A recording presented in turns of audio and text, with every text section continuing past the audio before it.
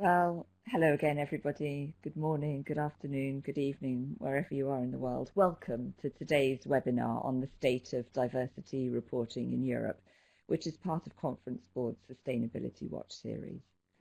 My name is Sarah Bond, and I'm a consultant on organisational development and change, inclusion and diversity, and I'm also Director of Conference Board's Diversity and Inclusion Council for Europe, which many of you will know who are watching this webinar is a peer-to-peer exchange forum for leaders on inclusion and diversity. I'm going to be host and moderator for today's session. Before we begin, I just want to share with you some practicalities about today's webinar. The first thing is to make the most of today's session. We'd really love it if you would ask questions, and you can do that via the chat box, which you'll see at the bottom of your screen. So please do get in contact with us as we go through the webinar, and we'll try to respond either in the moment or we'll pick up the chat questions at the end. The second thing is there are some slides which we'll be sharing with you, not too many. We will be making this a conversational webinar, but please feel free to download the presentation, and again you can do that via the file download, which you can see at the bottom of your screen. You can view the slides on full screen if you prefer by clicking the 4 arrows on the top right of your screen.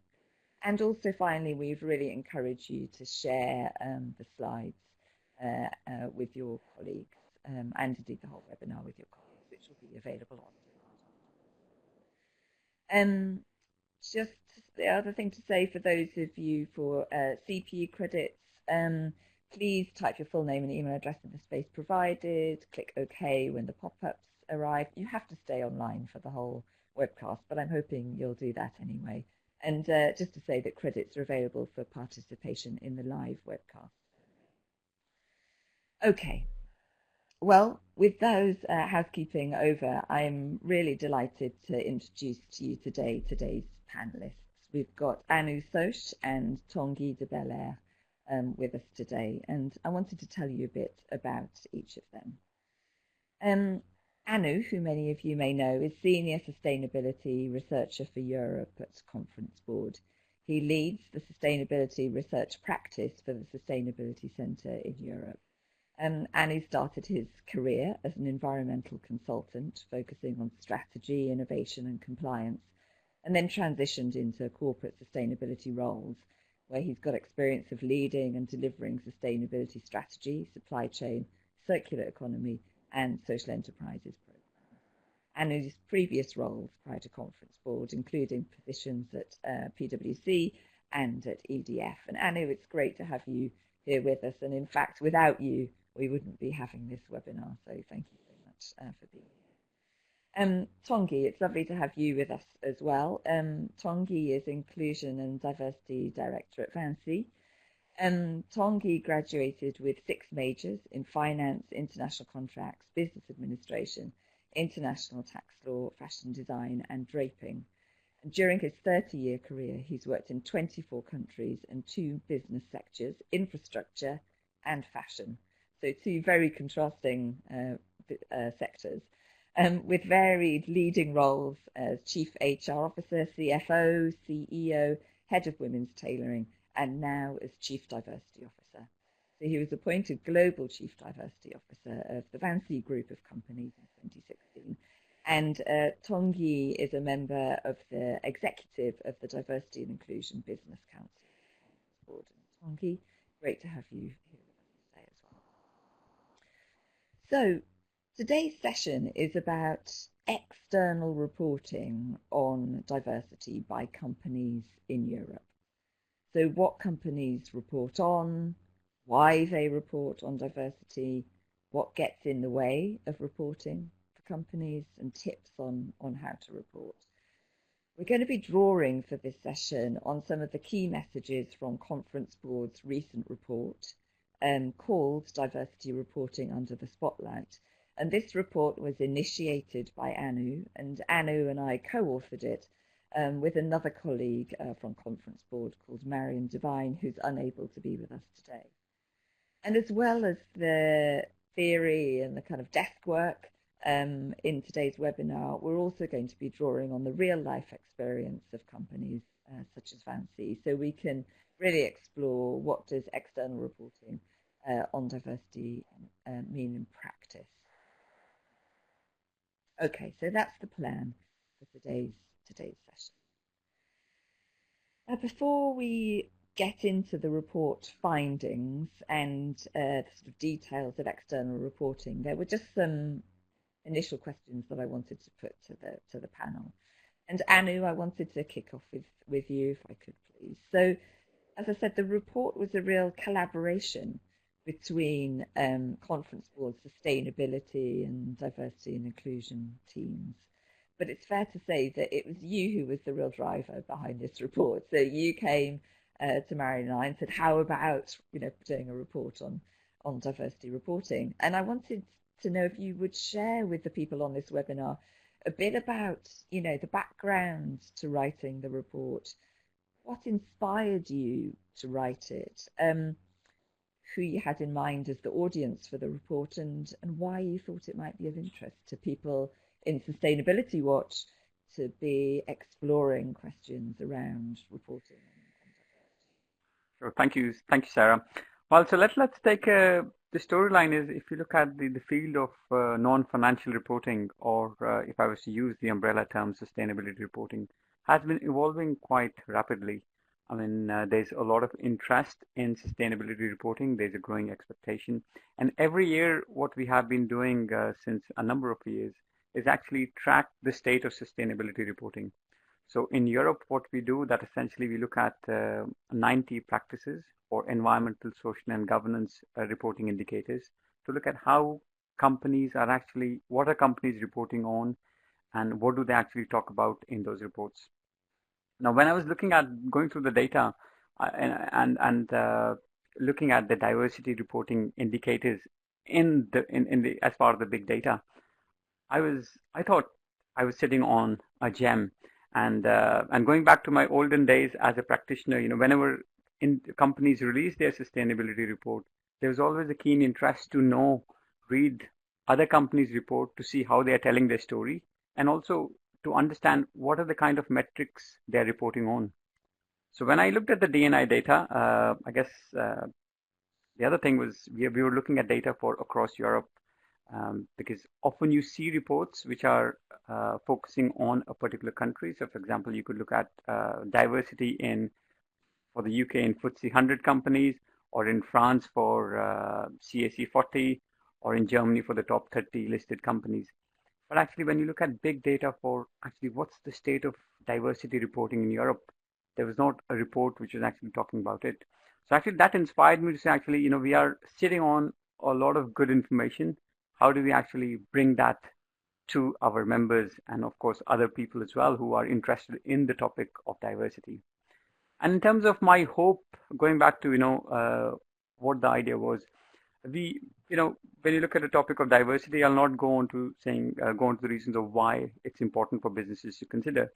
I'll take the tack that there are a universe of companies. Some companies have diversity on their agenda, some companies don't. And I hope this report actually allows as a good conversation starting point. It allows individuals, companies to talk about diversity, understanding what others are doing, as well as if they have to embark on the journey, how they can do it. So that was my kind of hope. And I'm so pleased that we are having a conversation about this as part of our webcast series. Brilliant. Great. Thanks so much, Anu. I mean, so you talked about, we've used already the words diversity and I think inclusion in this webinar, and I just thought it was worth us kind of pausing at this stage to say, what do we mean by diversity and indeed by inclusion? And the report defines diversity, this report defines diversity and inclusion by using definitions from a previous Conference Board publication, which was called Defining and Measuring Inclusion. And I just wanted to share this with viewers so that you get a sense of the similarities and the differences between diversity and inclusion. This session is about what we found around diversity reporting, but we will be touching on inclusion as well. So the report says that defines diversity as visible and invisible differences. So things like gender, age, ethnicity, sexual orientation, disability, etc. So I think the really important thing there is that it's visible and invisible differences. And we'll talk about what you found, Anu, in terms of which aspects of diversity companies tended to report on in a minute. But the report also distinguishes between diversity and inclusion, as I said, and the definition of inclusion that we present is inclusion is about ensuring that individuals feel respected and valued for who they are. It goes on to say, in an inclusive culture, people can trust that they can speak up, be fairly treated, and have a shared sense of belonging. And then the next bit I really love, actually, from Conference Board's definition, because it says inclusion is not a steady state. So inclusion is continuously created or recreated through how people behave and through how organizations operate. And I think that definition of inclusion is a very powerful one, and we'll come back in a minute to look at, later on in the webinar, to look at questions of reporting on inclusion as well as on reporting on diversity. Tongi, I can see you dipping in and out of the screen, so I'm guessing you may have some connection issues, but can I just check if you can hear us okay? I can hear you well. I hope it's the same on your side, but unfortunately my webcam is being a bit dodgy. No worries, we can hear you perfectly. So I wanted to ask you, actually, Tongi, how you define diversity in VANSI, and also how is it sort of similar or different from inclusion? Thank you, Sarah. It's actually very different at VANSI. Diversity is seen as an accounting record, really, an accounting record of similarities and differences. It is a still snapshot, whereas inclusion is a film in the making. Inclusion is the sum of processes, HR processes, and managerial practices that guarantee equal opportunities for all, whether candidates, employees, during the course of their recruitment and during the course of their development at VANSI companies.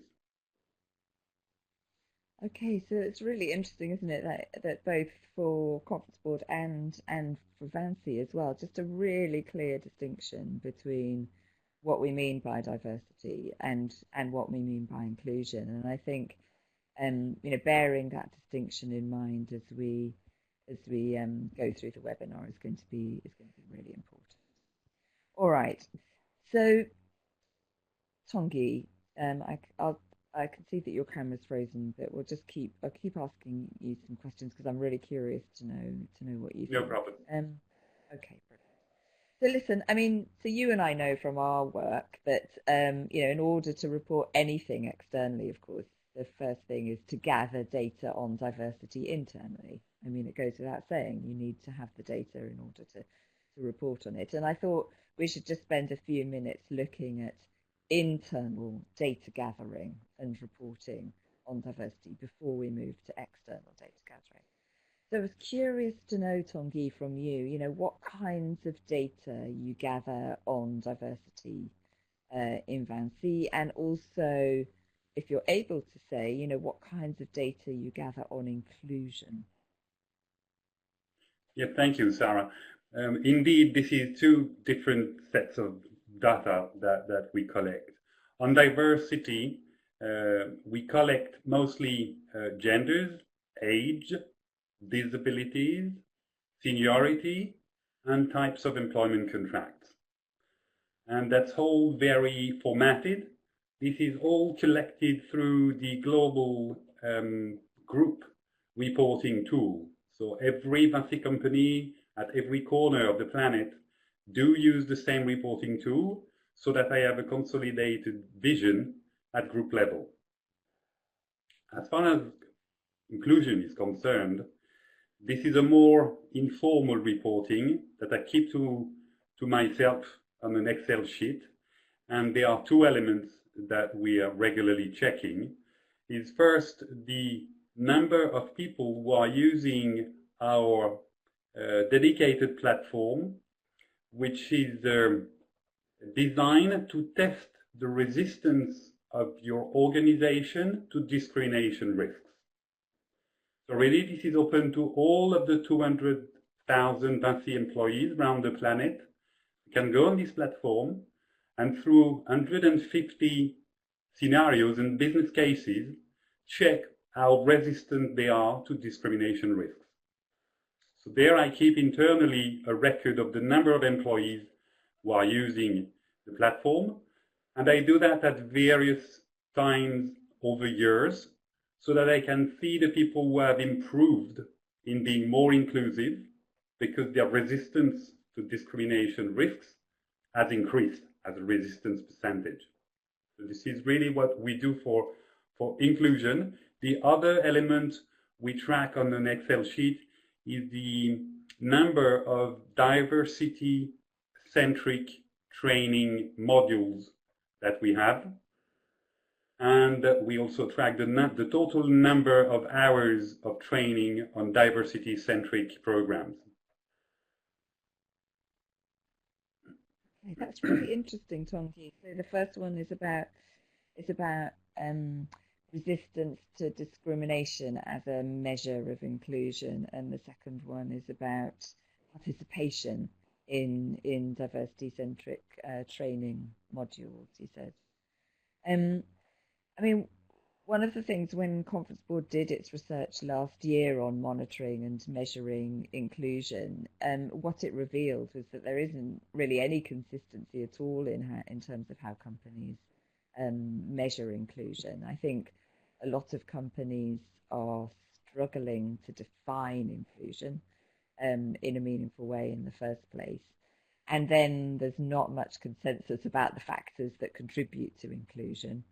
And then, of course, you know, there's this sort of idea that inclusion is about only about feelings. I mean, of course, feelings and sentiments are a really important part of inclusion, but inclusion is also about, you know, how do I relate to others? How do others relate to me? What are the structures, the systems, the practices of an organization? So I think that it's really interesting, Tanguy, that you've got these two very bespoke ways of measuring. Tanguy, can I ask what data do you report on internally?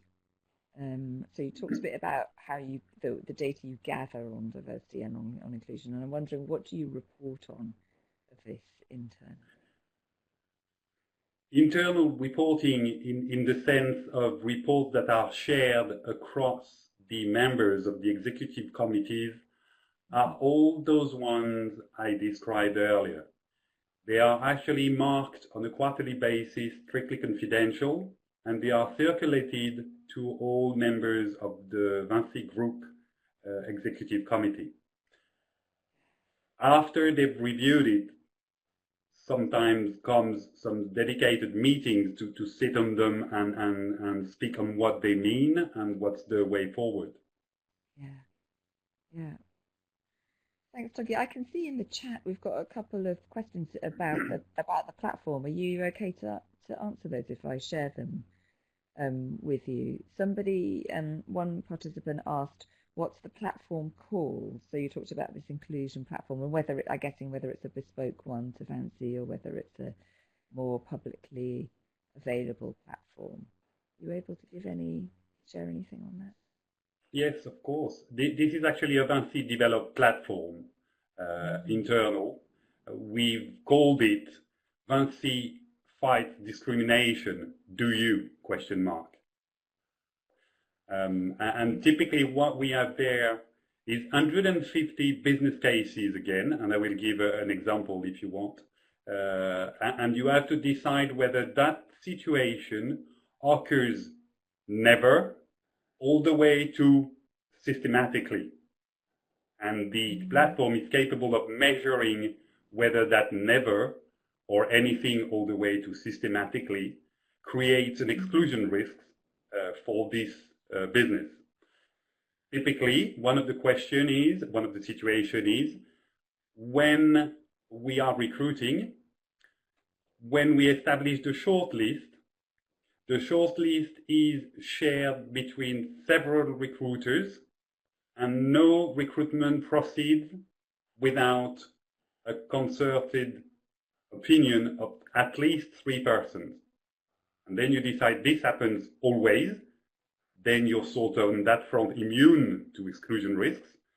If that happens never, you have to develop a system whereby every shortlist is reviewed systematically by at least 3 recruiters in the organization. Okay, and the scenarios they're built on. How do you create the scenarios? I can see a question. Oh, curate the scenarios. I can see a question here about that. Yeah, that was quite actually quite a long work. It took me about 2 years. We've gathered from the HR communities cases where we knew some people involved in a given process were unhappy on how it was organized because they felt it was creating exclusion risks. Then we compiled this, and then we sat with a specialist of discrimination law in France who gave our assessment from a legal and social perspective in France on the business cases we had described. With our input, we could adjust some of the scenarios. We could change some of the scenarios so that in the end, the final version is truly compliant with the status of the law and the status of the social acceptance in a given country. I have repeated that with other discrimination specialists, either per country or per continent, when I was able to have a company that was capable of providing advice for several countries in one go. Great, thank you, Tanguy. I can tell by the sort of the flurry of questions that people were really interested in that. Let's go back to looking at external reporting on diversity.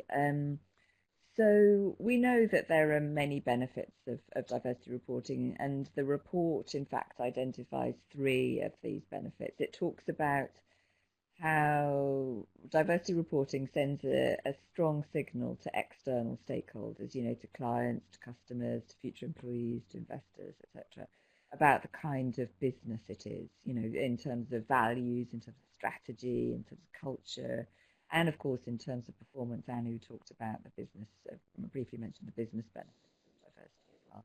So there's a benefit in terms of the signal it sends.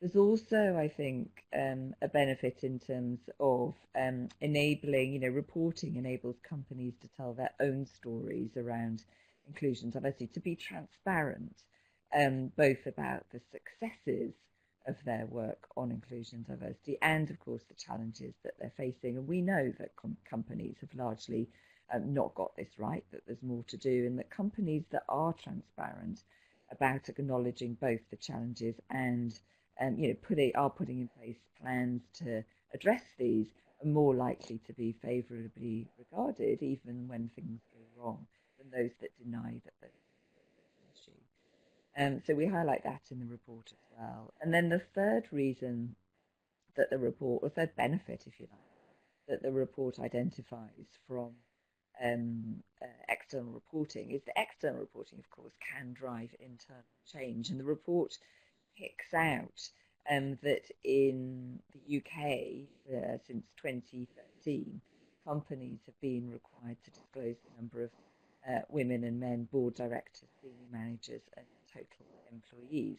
And the figures, comparing the figures in 2020 compared to, say, 2011 or 2013, the difference between them is really significant. So in February 2020, women held 33% of all FTSE 100 board positions, up from 5% in 2011. Now, there's no, it's not to say that external reporting or the requirement to externally report was the sole driver of change, but external reporting does drive competition between companies to, adapt their processes, change their culture to attract female talent, can catalyze calls from stakeholders, can hold up role models for other people, in this particular. So I think there are, from the report itself identifies 3 real benefits of diversity reporting, and I'm sure that people who are on this webinar will be able to identify other benefits too. But Anu, when you looked across all of the different reasons that companies might consider reporting, you really pulled out 2 main drivers for reporting. I wonder if you could just say a bit more to people about what you see as 2 drivers. Sure. So as you say, you said there are 2 drivers, and I think so to understand them, it's you can look at the stakeholder interest and the regulatory pull. And let's talk about the stakeholders first. When we look at the world we live in, it is driven by money, and of late, investors have come to realize that diversity can, in the long term, help companies to perform better. And they have been asking companies they invest in to be more transparent in relation to their diversity practices. Of course, this means one of the ways companies can demonstrate what they're doing is by communicating their diversity externally. Similarly, there's also a notion that we live in the age of activism, so-called the golden age of activism. And when we look at Generation Z, we look at the millennials, the digital natives, they're much more vocal to express their values. And they also have a similar expectations of the companies, of the brands they trust in, to be more transparent in relation to a lot of issues. And diversity is one of them, and diversity and inclusion is one of them. So that's the kind of stakeholder interest we see in the big buckets. When we look at the regulations, if you just again, you look at, and we talk about D&I in this instance, but also the whole notion of non-financial reporting, or the extra financial reporting, you might say, and the EU Non-Financial Reporting Directive, NFRD, as the acronym, has been asking companies to report on their social and environmental impact. And there's a clear requirement over there for companies to actually talk about their diversity. And the intention is very clear. They want companies to talk about diversity with a view to improve, to become more inclusive. So that's very clear. But of course, when you look at the Europe-wide regulations, but then we also have certain specific regulations which are targeting specific issues. So for example, again, we know, which has happened in Europe for a number of years, is there's laws around which specifies gender representation on the board. Now, you might argue whether that's the right instrument to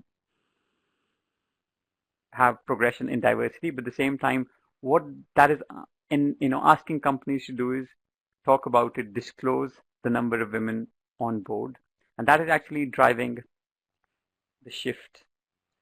We also have, when you look at things like gender equity in relation to pay, equal pay for equal work, gender pay gap regulation in the UK from 2017, which is again actually, or Europe-wide, the recast directive, which again is asking companies to be more transparent in relation to their practices, in relation to diversity.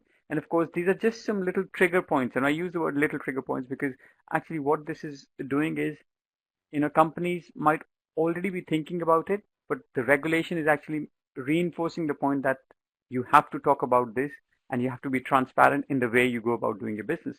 So there's kind of the evolving landscape of, let's be transparent. There are things which companies were not willing to talk about. Actually, that's no longer the case because there's a law which obliges companies to talk about it. And in terms of the overall direction of travel, we feel, both the stakeholder interest as well as the regulatory push for companies to disclose more, to be more transparent, is likely to continue. Thank you, Annie. That's a great summary.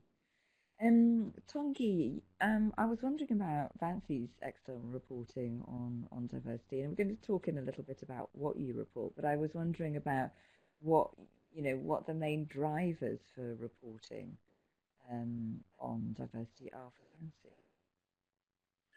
Yes, Sarah. I hear you all very well. Just to mention this, you probably can't see me, but I can hear you very well.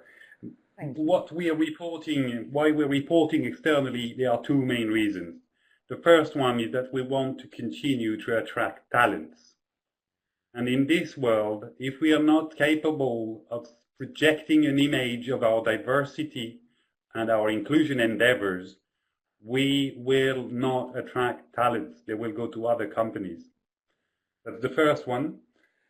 And the second one, we believe firmly that a for-profit body cannot harbor different people from the society at large.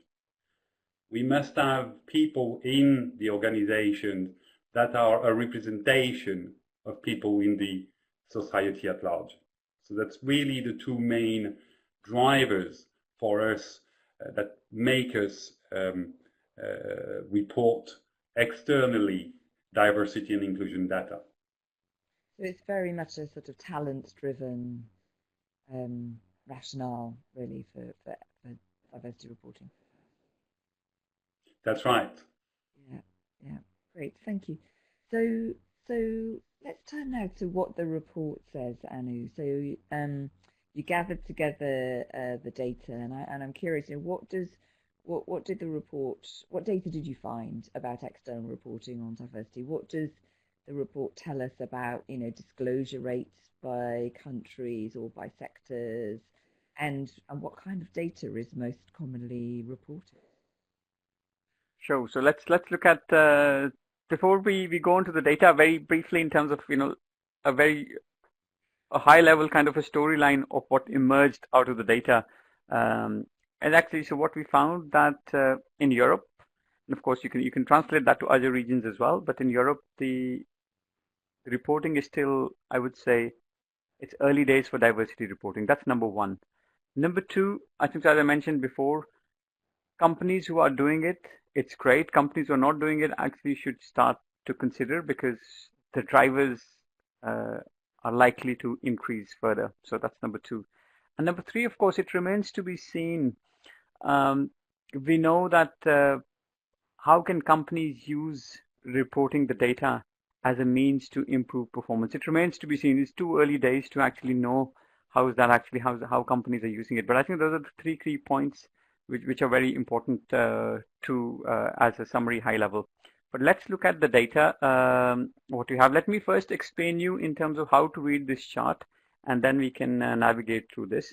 So let's look at, so as I mentioned, as part of the whole big report, we capture data, we look at data for a lot of practices.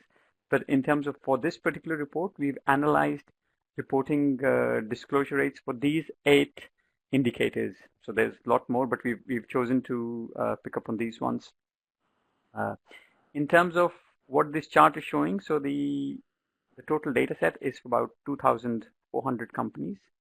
And so, for example, if I look at minorities in management, that 1%, what does that 1% mean? So essentially, across Europe, so we were looking at 2,400 companies, and only 1% of those companies actually disclose minorities in management. So that's out of the 2,400 companies, only 24 companies actually disclose. So that's the kind of that's the numbers representing. So when we look at the metrics we tracked, what we found was actually disclosure rate for women, be it in the workforce, be it in the board. Of course, we know that there's a regulatory driver for disclosing, having a certain number of women on the board. So there's a requirement for that. But we talk about that metric is widely talked about. It's much more prevalent. It's much more common. Then, of course, then we look at, if you look at the correlation, we find, of course, gender pay gap again, slightly higher, although it's less when you look at it's only 10%. So out of 2,400 companies, and of course, remember, these are the largest publicly listed companies in each of the 11 largest economies in Europe. To give you a size, again, I think so it's important to contextualize. So of those 2,400 companies, 1,000 companies have a revenue over $1 billion. So that just gives you an idea of the size, right? And of course, once we put that lens onto it, we say actually, yes, women on the board, a lot more companies are talking about it. But then we look at some other metrics, actually, it comes, the reporting tapers off. The other aspect, and this is across Europe as a total. What I've also done is I've pulled out a chart for just to give a feel of what's happening across the countries. So when we look at, and essentially this chart, the way to read this is, so we are looking at those 8 practices, and we've just done a little average disclosure for each of those countries. And what we find in Europe, of course, and it's not surprising because the trend is similar to sustainability reporting. So when we look at sustainability reporting across Europe, we see companies in the UK, Netherlands, France tend to be more open, tend to be more proactive in terms of disclosing their social and environmental impacts. And we see the same pattern driving for diversity reporting. Of course, there's some regulations are a kind of a common theme often for, we see the trigger point for companies to have a disclosure in diversity and inclusion. Now, what I also did, I thought it would be good to look at the same metric to see what's happening across the globe. Now we see, I think so, I mean, it's not, I mean, again, I think when you look at Asia, you might think that, of course, we've taken the same, so the indicators we take is from Bloomberg, so it's their definitions which are applied globally. So that's number one. Number two, of course, is this is all publicly available data. So it's quite actually, in a way, often there's a notion that it's pretty much a European thing, but actually we see that there's consistent level of reporting across the globe, although it might be too little, but that's actually consistently moving ahead. The other thing which I will call out is when we look at companies by revenue, I think so larger companies tend to be more open, more proactive in terms of their reporting. Whereas companies, when you say, smaller companies, and this is again, we look at it's relative, but the size-wise revenues of less than $1 billion, the reporting is pretty much non-existent. Of course, there's different drivers, there's different pulls for each one of those, but that's what we are finding.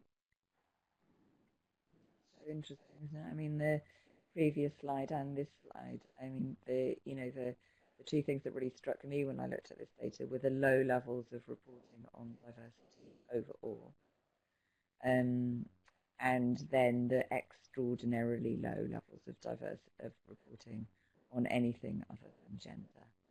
And we've got a question about how we defined minorities versus gender or disabled. So that's ethnic. Sure. So again, this is not particular. So these terminologies have not been chosen by us. This is how companies would define their definitions.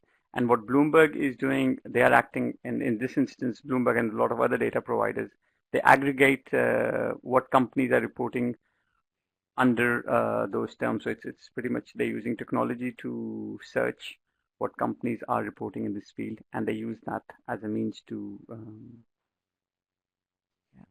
share the data. Yeah. Okay. So we're sort of, I mean, but thank you, and we are left with a situation where those two things remain the case: low levels of reporting and very low levels of reporting. Tanguy, what sort of reporting, external reporting, do you do in Vansi? There's quite a variety of external reporting we do.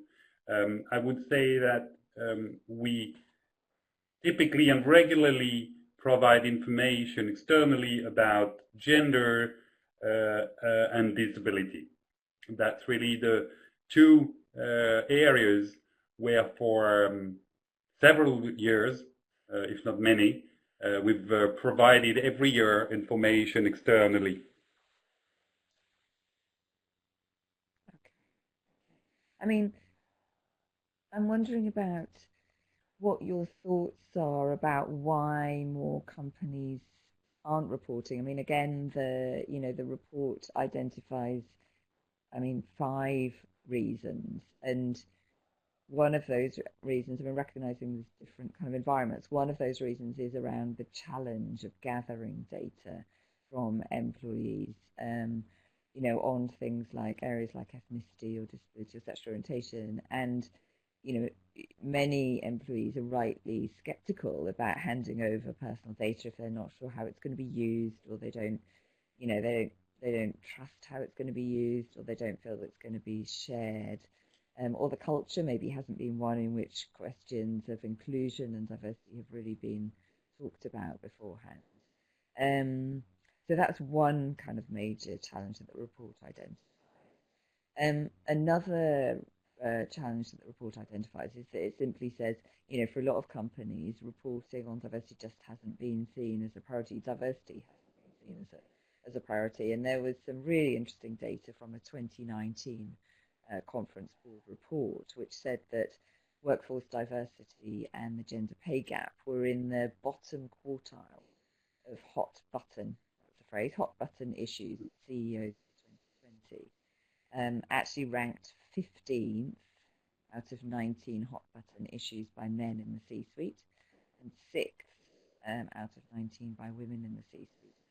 I'm really wondering whether that will have changed, actually, in recent months. But so that was the second reason, it's just not seen as important. The third reason is around limited legal obligations to collect diversity data, which Anu has already touched on. There's not very limited legal requirements to gather data, and some kind of hesitation linked to GDPR about what is possible process. Then there are technological challenges. Big global companies, maybe not a single means of gathering and comparing and collating data from different locations, etc. And then there are some of the perceived risks of reporting, like if companies report on diversity, does that make them more vulnerable to investigation for legal liability? And I'm wondering, Tongi, do any of those kind of resonate either for you in Vancy or in terms of what you know more generally about why companies are not reporting so much data on diversity data externally? And I'm also curious, did you have to overcome any resistance to report externally? Yes, Sarah, very much so, actually.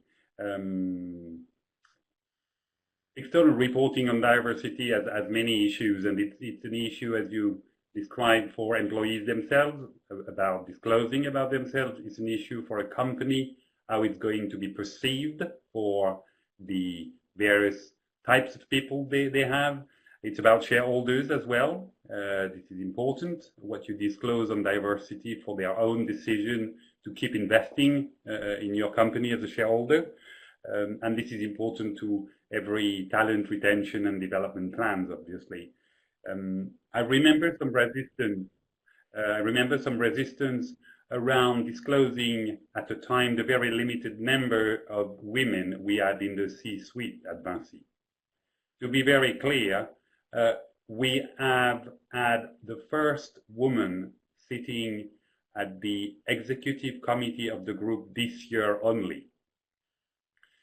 So we had made public for many years the number of women we had in the managerial workforce globally, but there were some heavy resistance to be public on why it was that we didn't have any women at the executive committee. And that's where I realized that resistance has some good thing to it.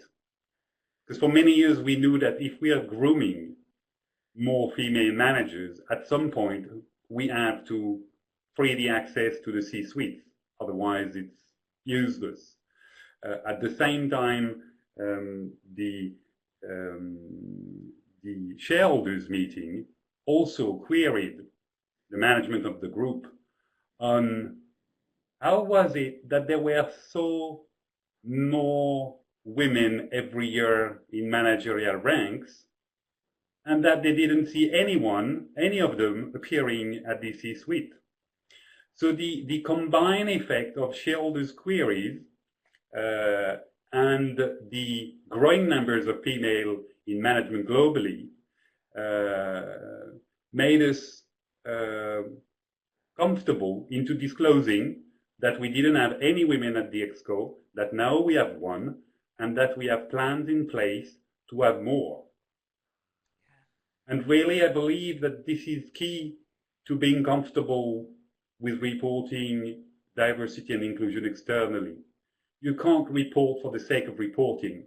You report when you have a strategy and when you have a target, whatever the diversity dimension is. And whether you're far from the target or near the target doesn't really matter.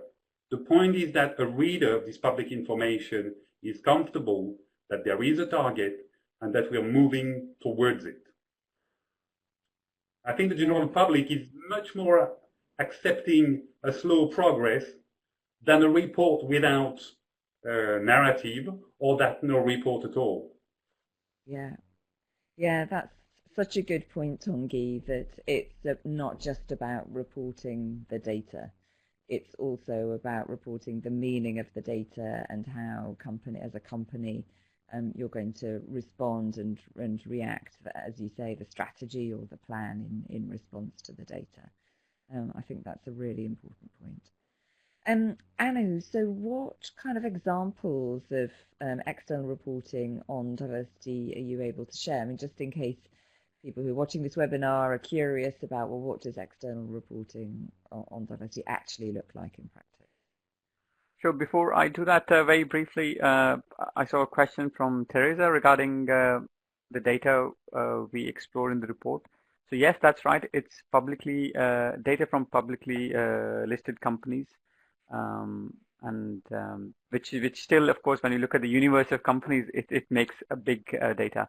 So there's lots of, actually, when you look at the diversity reporting, what companies are doing, it's come a long way, I would say, over the last 10 years.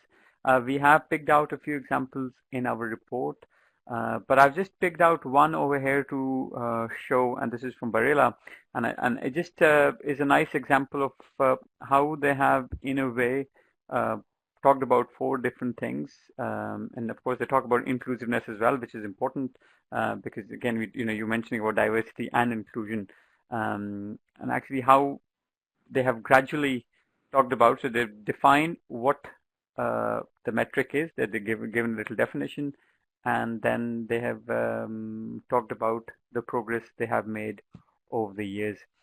In terms of good examples, there's always the integrated report best practice hub looks at what companies are doing in relation to integrated reporting and also some best practice. And that's always a good hub to look at what companies are doing in relation to diversity reporting as well.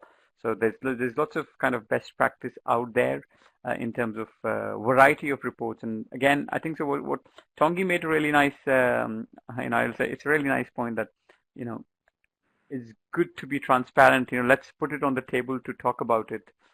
Because that's one of the ways for companies to make progress, and I think that's really a simple but an important point. Great, thank you, Anu. So, Tanguy, what about from VANSI's perspective? Are you able to share anything about, any examples of reporting from VANSI? Yes, probably. Let me see whether I can move the slides from my screen. I've got 3 slides actually. And that will demonstrate what I've just said before. You need to explain the strategy. You need to give the reasons why you are reporting this particular dimension. And this is an example of the narrative that we found on our public website on vinci.com. Now, another major source of public reporting for us is the annual reports. They are heavy books, like in many public listed companies our size, And as you can see, we are transparent. We give the numbers as they are at a given point in time. That was at 31st December 2019.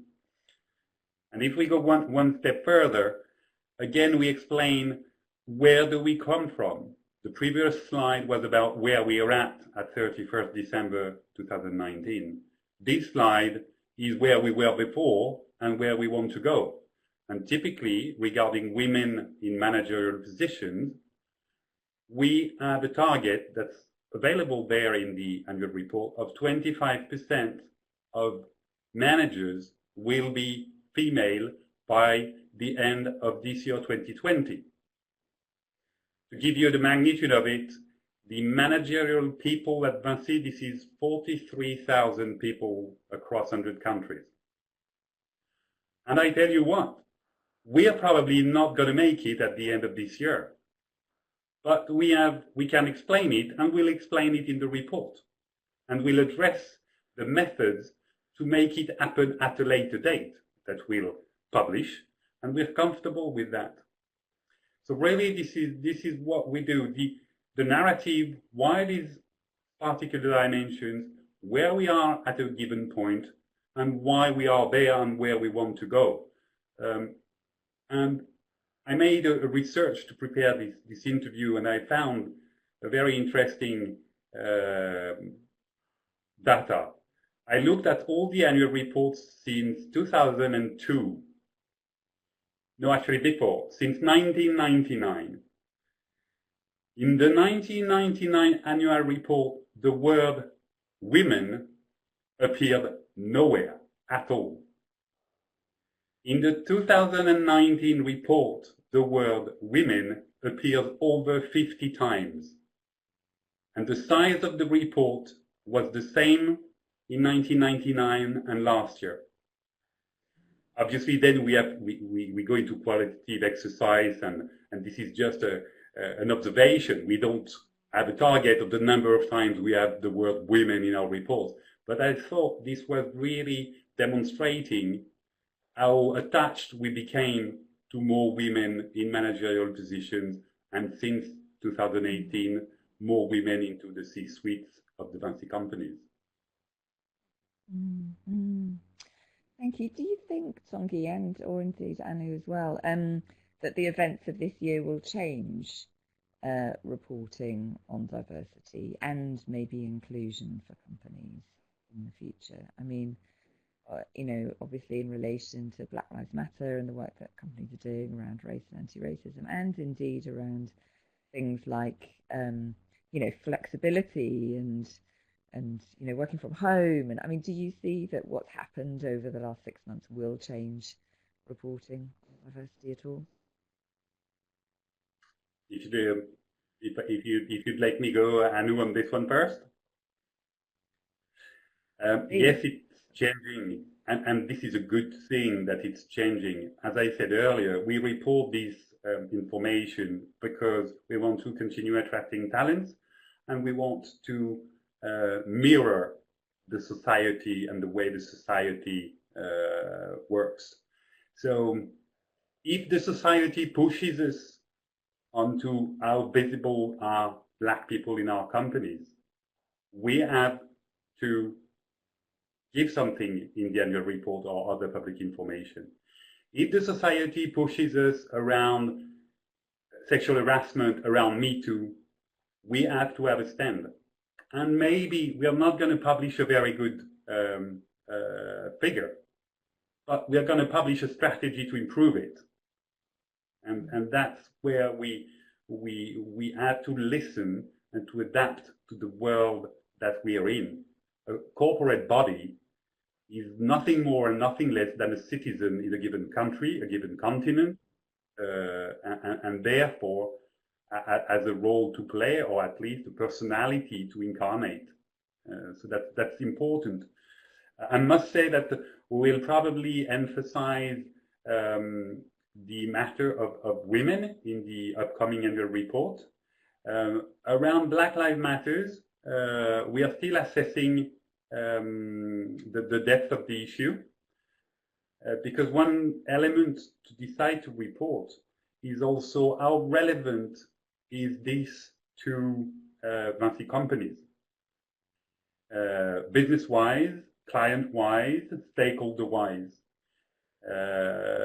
It's groups of the people we look at on top of the society at large. Do our shareholders expect us to have a stand on black people in the company?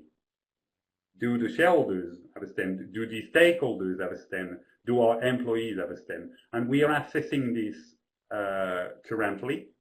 And if this is an issue, if this is something that shareholders, employees, stakeholders expect us to deliver on as an information, we will probably do it. Thank you, Tanguy. Thanks. Anu, what's your reflections on that? And maybe looking across, what you see in other companies. Yeah, so I think that Tanguy has made some nice points, and I think the principles of it. So when we look at sustainability reporting at large, and in this instance, very specific topic about, say, what would happen as an aftermath of what has happened in the last 6 months. I think what's very important is the notion of a balance. Of course, companies have to be responsive. It's, the Tonguy's response was very logical. Our company will be responsive. But then Tanguy went a step ahead, as I said, in terms of saying we want to embrace the spirit of disclosure. We do not want to disclose simply by the letter of the law.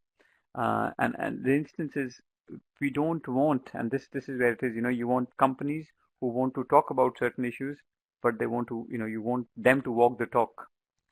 To simply talk about something because that's the flavor of the month might please a few stakeholders, but in the long run, it'll be damaging for the company.